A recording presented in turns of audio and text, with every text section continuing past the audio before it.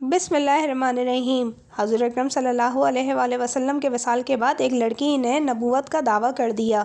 جب اس لڑکی کو مسلمانوں نے حضرت محمد مصطفیٰ صلی اللہ علیہ وآلہ وسلم کی حدیث سنائی کہ میرے بعد کوئی نبی نہیں ہوگا، تو وہ لڑکی کہنے لگی کہ محمد کی حدیث بالکل صحیح ہے، ان کے بعد کوئی مرد نبی نہیں آئے گا، لیکن میں عورت ہوں، نبیہ ہوں۔ حوازن کے قبیلے بنو تمیم کی سرکردہ عورت جس کا نام سجا بنت حارث تمیمہ تھا، عیسائیت کی پیروکار تھی، لیکن جیسے ہی اس نے سنا کہ مسلمانوں کے نبی حضرت محمد مصطفیٰ صلی اللہ علیہ وآلہ وسلم وفات پا گئے ہیں، تو اس عورت نے نبوت کا دعویٰ کر دیا اور فرمایا کہ اب سے میں ساری دنیا کے لیے رہبر ہوں۔ سجا بنت حارث دجلہ و فرات کے درمیانی علاقے الجریرہ کی رہنے والی تھی۔ وہ عالم شباب اور اپنے قبیلے کی سب سے خوبصورت اور بااصل لڑکی تھی۔ غیر شادی شدہ ہونے کی وجہ سے مردوں کی توجہ کا مرکز تھی۔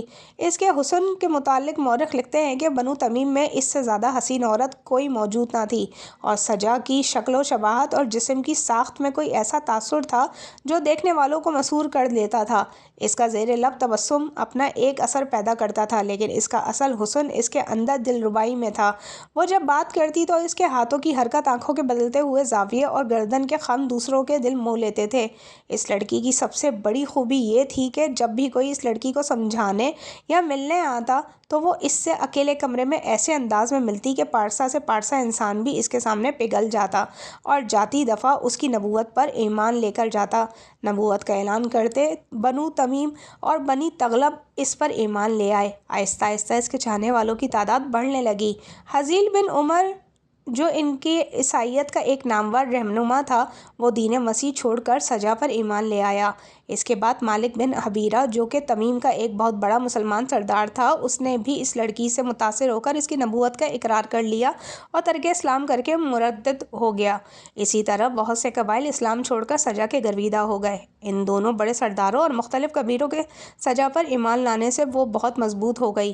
اب اس نے فیصلہ کیا کہ مسلمانوں سے مقدس مقامات چھین لے گی اور عربوں کی قسمت کا فیصلہ کیا کرے گی۔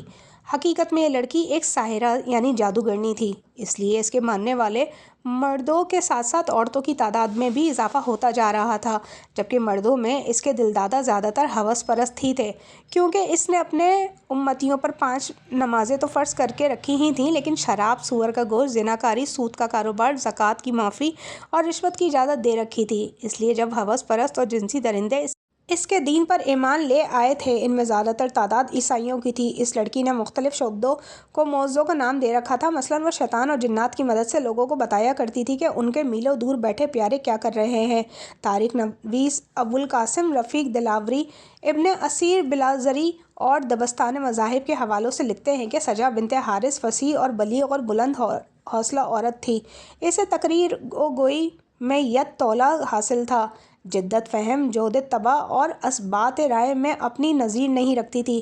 ایک تو عالم شباب، دوسرے انداز دلربائی تھا، اور تیسری یہ کہ اس نے شادی نہیں کی تھی۔ دولت والے، جاگیروں والے، وہ تاجر جن کا مال سینکڑوں اونٹوں پر آتا اور جاتا تھا، اس کی رفاقت کے امیدوار تھے۔ وہ اپنا دامن بچائے رکھتی اور کسی کو مایوس بھی نہیں کرتی تھی۔ یہ لڑکی کاہنہ تھی یا نہیں، البتہ اپنے ناز و انداز سے وہ جس طرح پتھروں کو بھی موم کر لیتی تھی، اس سے یہ یقینی تاثر ابھرتا تھا کہ وہ ساحرہ ہے۔ یہ اس کا ظاہری روپ تھا کہ جو اس نے نبوت کا دعویٰ کیا ہوا تھا، جو دراصل ایک بہروپ تھا۔ اس نے اندرونی طور پر اپنے کردار میں ابلیسی اوصاف پیدا کر لیے تھے، اور وہ اس مقام پر پہنچ گئی تھی جہاں انسان مکمل ابلیس بن جاتا ہے اور اس میں مسحور کر لینے والے اوصاف پیدا ہو جاتے ہیں۔ خیر، اس جھوٹی نبوت کی دعوے دار لڑکی سجا کی عسکری قوت میں بے پناہ اضافہ ہو گیا تھا، یہاں تک کہ اس نے یمامہ میں مسلمہ کذاب کے علاقوں میں اپنا قبضہ جما لیا۔ یاد رہے کہ یہ وہی مسلمہ ہے جس نے رسول اکرم صلی اللہ علیہ وآلہ وسلم کی حیات مبارکہ میں ہی نبوت کا دعویٰ کر دیا تھا، لیکن اس نے یہ نہیں کہا تھا کہ رسول اکرم صلی اللہ علیہ وآلہ وسلم اللہ کے رسول نہیں، بلکہ اس نے یہ دعویٰ کیا کہ وہ رسالت میں برابر کا شریک ہے اور اس پر بھی وحی نازل ہوتی ہے۔ اس نے رسول اکرم صلی اللہ علیہ وآلہ وسلم کی خدمت اقدس میں خط لکھا تھا کہ وہ نبوت میں آپ کا برابر کا شریک ہے، اور عرب کی سرزمین میں حضور اکرم صلی اللہ علیہ وآلہ وسلم کی نفس اور نفس اس کی ہے۔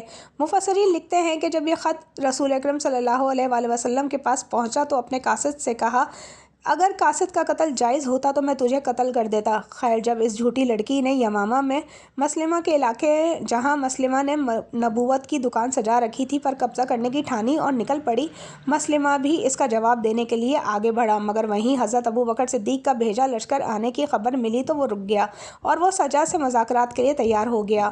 مسلمہ کذاب جو 100 سال کا تھا، اس جھوٹے نبی نے جھوٹی مدعی نبوت کی مقبولیت سے خائف ہو کر مبارکباد اور تحفے بھیجے اور ملاقات کی۔ جیسے کہ آپ کو بتایا جا چکا ہے کہ یہ لڑکی ساحرہ تھی اور اس کا جادو مسلمہ پر بھی چڑھ کے بولا، وہ اس کے حسن کا دیوانہ ہو گیا۔ مورخ لکھتے ہیں کہ مسلمہ اور سجا 3 دن اور 3 راتیں خیمے سے باہر نہ نکلے۔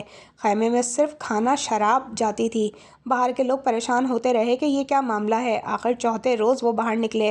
سجا کے چہرے پر شرم اور ندامت کے اثرات آ گئے تھے۔ یہ اس وقت آئے جب اس نے اپنے مسلح آدمیوں کو دیکھا، وہ سر جھکائے ہوئے اپنے لشکر میں پہنچی۔ اسی خیمے میں نبی اور نبیہ کا بلا گواہوں اور بلا مہر کے نکاح ہوا۔ قوم کے لوگوں نے پوچھا کیا ہوا؟ سجا نے کہا میں نے مسلمہ سے صلح کر لی اور نکاح بھی کر لیا۔ لوگوں کو بہت ناگوار ہوا اور سجا کو لعنت ملامت کی۔